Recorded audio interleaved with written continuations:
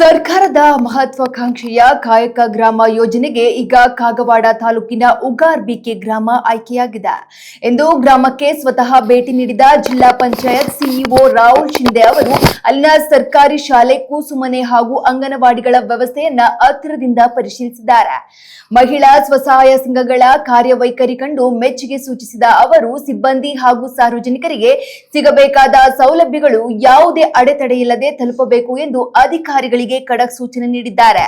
ಇದೇ ವೇಳೆ ಶಿರಗುಪ್ಪಿ ಮತ್ತು ಮೊಳೆ ಗ್ರಾಮಗಳ ಬರೋಬ್ಬರಿ 160ಕ್ಕೂ ಹೆಚ್ಚು ತೆರಿಗೆ ವಸೂಲಿ ಮಾಡಿ ದಾಖಲೆ ಬರೆದಿದೆ. ಈ ಸಾಧನೆ ಮಾಡಿದ ಅಧಿಕಾರಿಗಳು ಮತ್ತು ಸಿಬ್ಬಂದಿಯನ್ನ ಸಿಇಒ ಅವರು ಸನ್ಮಾನಿಸಿ ಗೌರವಿಸಿದ್ದಾರೆ. ಒಟ್ಟಿನಲ್ಲಿ ಕಾಗವಾಡ ಭಾಗದಲ್ಲಿ ಈಗ ಅಭಿವೃದ್ಧಿ ಪರ್ವ ಶುರುವಾದಂತಿದೆ. ಹೀಗೆ ಅಭಿವೃದ್ಧಿಯ ಹಾದಿಯಲ್ಲಿ ಮುನ್ನಡೆಯುತ್ತಿರುವ ಕಾಗವಾಡದ ಹಳ್ಳಿಗಳು ಇತರರಿಗೂ ಮಾದರಿಯಾಗಲಿವೆ.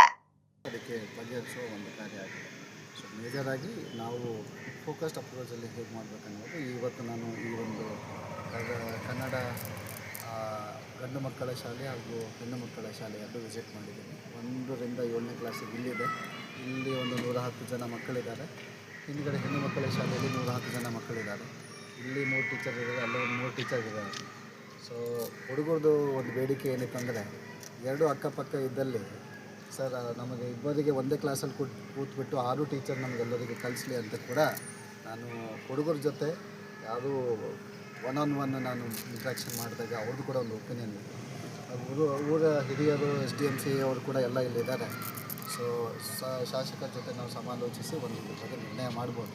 ಮುಂದಿನ ವರ್ಷ ಒಂದೇ ಕ್ಯಾಂಪಸಲ್ಲಿ 2 ಶಾಲೆಗಳಿದ್ದಾಗೆ ಇಲ್ಲಿ ಗಣಿತ ಟೀಚರ್ ಇದ್ದಲ್ಲಿ ಆ ಗಣಿತ ಟೀಚರ್ದ ಅನುಭವಗಳು ಹೆಣ್ಣುಮಕ್ಕಳ ಶಾಲೆಗೆ ಯೂಸ್ ಆಗಲಿ ಅನ್ನೋದು ಒಂದು ನಿಟ್ಟಿನಲ್ಲಿ ನಮ್ಮ ಹೆಡ್ ಮಾಸ್ಟರ್ಸ್ ಅವರು ಟೀಚರ್ಸ್ ಅವರು ಎಲ್ಲರೂ ಒಟ್ಟಿಗೆ ಕೆಲಸ ಮಾಡ್ತಾರೆ ಅನ್ನೋದು ನನ್ನ ನಂಬಿಕೆ ಇದೆ.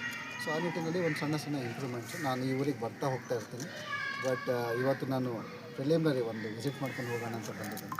10 ಪ್ಯಾರಾಮೀಟರ್ಸಲ್ಲಿ ಕೂಡ 10 ಪ್ಯಾರಾಮೀಟರ್ಸಲ್ಲಿ ನಮ್ಮ ನರೇಗಾ ಅಥವಾ ನಮ್ಮ ಟ್ಯಾಕ್ಸ್ ಕಲೆಕ್ಷನ್ ಆ ಪಾಯಿಂಟ್ ಮೇಲೆ ಇದೆ. ಟ್ಯಾಕ್ಸ್ ಕಲೆಕ್ಷನ್ ಕೂಡ 100% ಕುಡಿಯೋ ನೀರು ಮಾಡಿದ್ದಾರೆ. ಆ ಪ್ಯಾರಾಮೀಟರ್ಸಲ್ಲಿ ಈ ಥರ ಒಂದು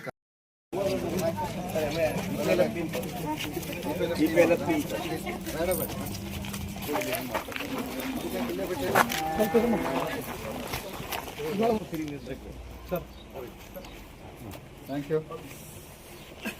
ಅಧ್ಯಕ್ಷರು ಆರಾಮದಿ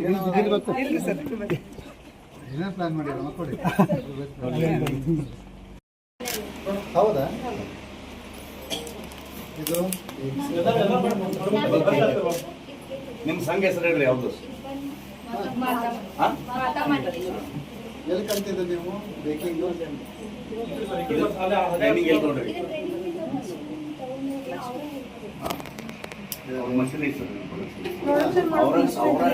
ಮಷಿನ್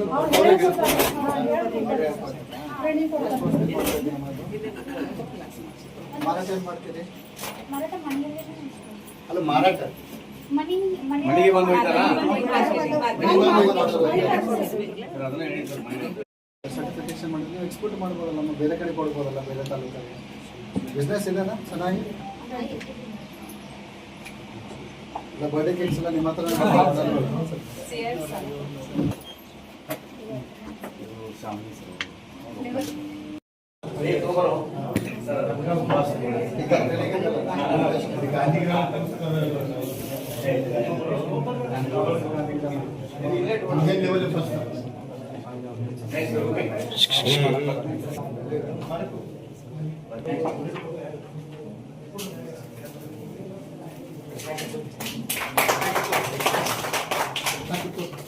Thank you.